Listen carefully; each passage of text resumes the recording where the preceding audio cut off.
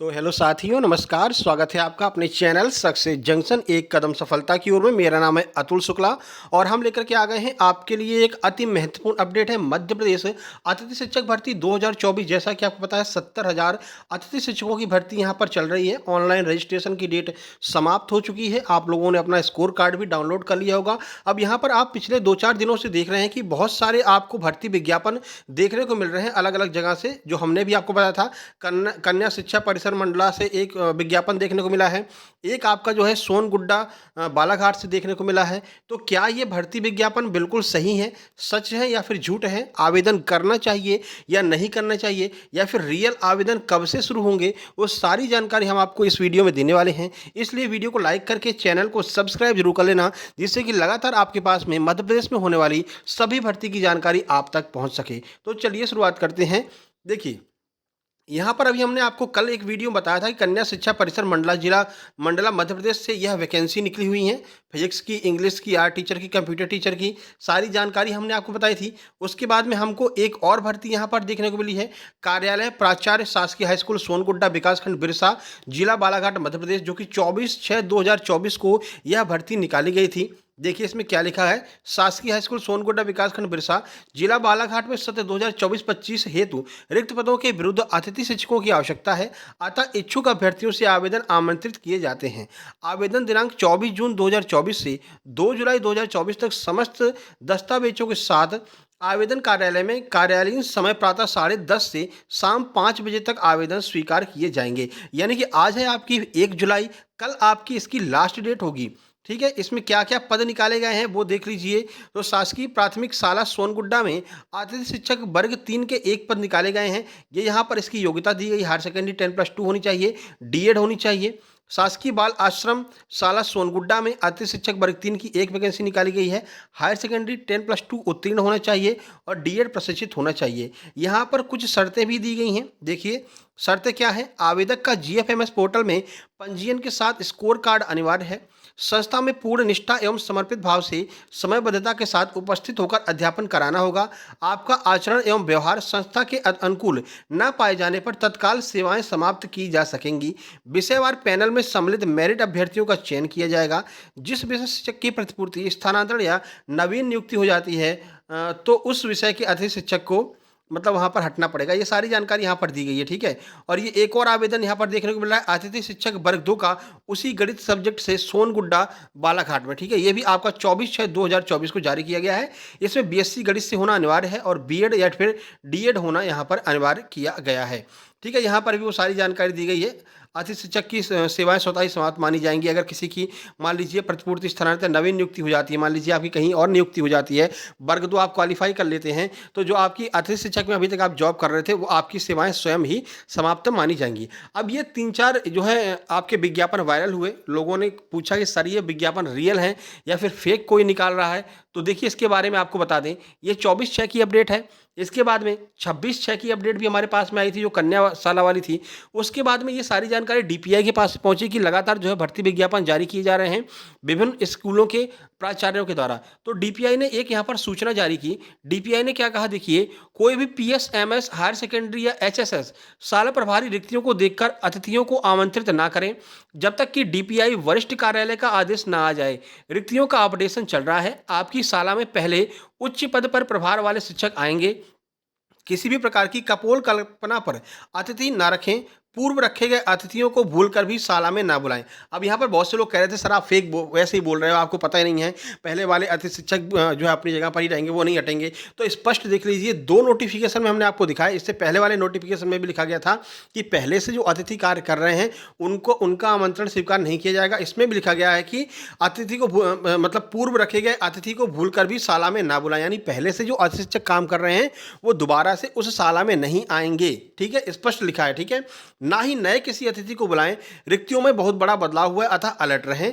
Specially यहां पर बोला गया, आदेश किसका है देख लीजिए, एसबी सिंह और डीपीआई जो है सिंगरौली के द्वारा यह आदेश जारी किया गया है। अब इस आदेश के जारी होने के बाद में कोई भी विज्ञापन जारी नहीं किया गया, यानी कि डीपीआई ने मना कर दिया कि अभी आप लोग विज्ञापन जारी ना करें।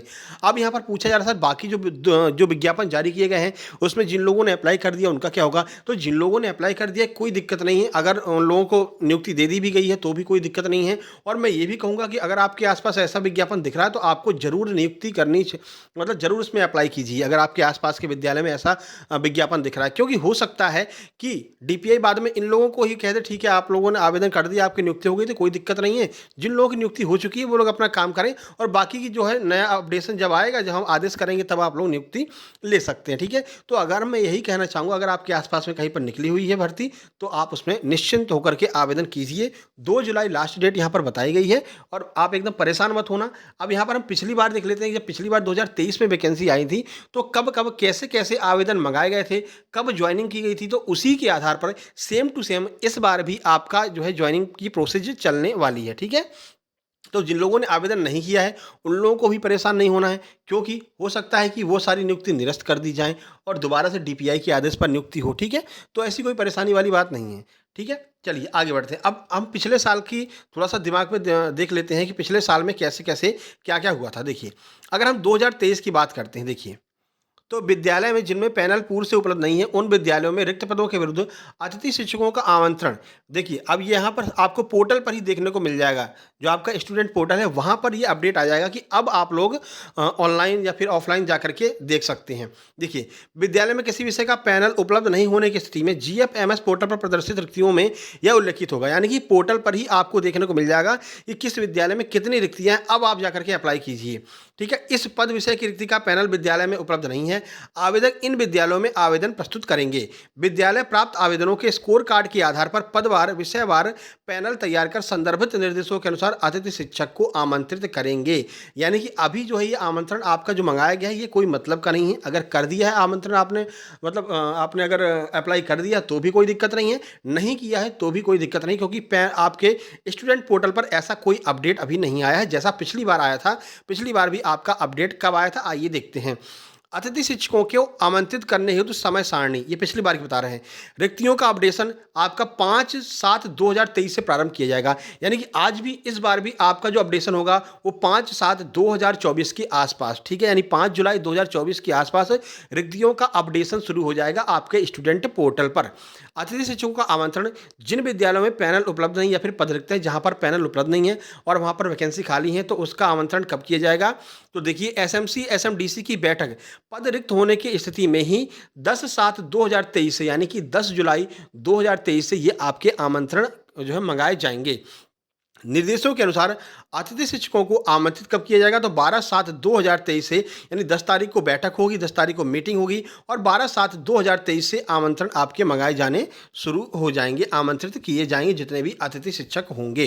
ठीक है, अतिथि शिक्षकों का आमंत्रण जिन विद्यालयों में पैनल उपलब्ध नहीं है, तो अतिथि शिक्षक पोर्टल में रिक्तियों का प्रदर्शन, रिक्तियां कब से दिखाई देने लगेंगी आपको अतिथि शिक्षक पोर्टल जीएफएमएस पोर्टल पर कब से आपको रिक्तियां दिखने लगेंगी। पिछली बार 10/7/2023 से रिक्तियां दिखने लगी थी, इस बार भी वही 8, 9, 10 के आसपास आपको रिक्तियां दिखना शुरू हो जाएंगी। विद्यालय द्वारा आवेदन प्राप्त करना, जिनका स्कोर कार्ड उपलब्ध है, जिनके पास में स्कोर कार्ड है, वो लोग कब अपना आवेदन करेंगे, तो 12 से 14 जुलाई के बीच में वो लोग अपना आवेदन करेंगे। और कब उनको बुलाया जाएगा, तो वही आप मान के चलिए 15 से 17 जुलाई के बीच में जिन लोगों का सिलेक्शन हो जाएगा उन लोगों को स्कूल में बुला लिया जाएगा। ठीक है, तो ये अपडेट है। अभी तक कोई भी प्राचार्य अपने मन से कहीं से भी वैकेंसी अपडेट कर रहे थे, वैकेंसी निकाल रहे थे, जिसके बाद में डीपीआई ने एक सूचना जारी की, भाई ऐसा है आप लोग अपने मन से मत निकालो, जब तक डीपीआई आदेश नहीं करता है तब तक वो नियुक्ति नहीं मानी जाएगी। तो अब डीपीआई जल्दी आदेश करेगा और जैसे पिछले साल हुआ था आपको ऑनलाइन पोर्टल पर ही देखने को मिल जाएगा। 10/7 के आसपास जो है रिक्तियों का अपडेशन हो जाएगा। मतलब देखिए 5/7 पे रिक्तियों का अपडेशन हो जाएगा और अपडेशन दिखना कब शुरू हो जाएगा, तो 10/7 से आपको अपडेशन दिखना शुरू हो जाएगा पोर्टल पर और 12 से 14 जुलाई के बीच में आप लोग अपना जो है आवेदन यहाँ पर स्कोर कार्ड के साथ में जा सकते हैं स्कूल में। ये पिछली बार हुआ था, ऐसा ही इस बार भी होगा। ठीक है, तो जैसे ही कोई नई जानकारी मिलेगी हम तुरंत आपको बताएंगे, इसलिए आपको चैनल को सब्सक्राइब कर लेना है और नोटिफिकेशन बेल भी दबा लेना है, जिससे आपको सही समय पर पता चल सके कि कब से आवेदन प्रारंभ हो रहे हैं और कब से हमको जो है अपना डॉक्यूमेंट लेकर के शाला में जाना है, कब हमको अपना अपने प्राचार्य को दिखाना, वो सारी जानकारी आपको समय समय पर मिलती रहेगी। जैसे ही डीपीआई से कोई आदेश आता है हम तुरंत अपडेट करेंगे आपको, इसलिए आप लोग चैनल को सब्सक्राइब जरूर कर लेना। नीचे टेलीग्राम चैनल की लिंक दी गई है, उस टेलीग्राम चैनल को आप लोग ज्वाइन कर लेना, क्योंकि वहाँ पर हम आपको इसकी पीडीएफ भी भेज देंगे। कोई नई पीडीएफ आएगी तो वो भी हम वहाँ पर उपलब्ध करा देंगे। साथ ही साथ में फ्री में स्टडी मटेरियल हम आपको वहाँ पर उपलब्ध कराते हैं। जैसे मैथ्स वालों के लिए राकेश यादव सर का क्लास नोट्स हमने डाल दिए हैं, आप जाकर के डाउनलोड कर लेना फ्री में। इंग्लिश वालों के लिए नीतू मैम की जो नई बुक इंग्लिश की आई है वो हमने वहाँ पर डाल दी है, आप लोग जाकर के वहाँ पर पीडीएफ फॉर्म में डाउनलोड कर लेना है। एसएससी के जितने नए पेपर आए हैं वो सारे जो नई आंसर की अभी रिसेंट में आई हैं वो सारी आंसर की आपको वहाँ पर मिल जाएंगी। साथ ही साथ में एमपीपीएससी का जो अभी हाल ही में एग्जाम हुआ है उसकी आंसर की और पूरा पेपर आपको वहाँ पर मिल जाएगा। ठीक है, तो ये सारे स्टडी मटेरियल हम आपको फ्री में प्रोवाइड कराते हैं। आप टेलीग्राम पर जाकर के सर्च करना सक्सेस जंक्शन लाइव, तो वो चैनल आपको मिल जाएगा, आप उसको ज्वाइन कर लेना। इसी लोगों के साथ में वो चैनल दिखाई देगा, उसको ज्वाइन कर लेना, वहाँ पर भी आपको सारी अपडेट समय समय पर मिलती रहेगी। मिलते हैं किसी नई अपडेट के साथ में, तब तक के लिए नमस्कार, धन्यवाद। वीडियो को लाइक और शेयर जरूर कर देना।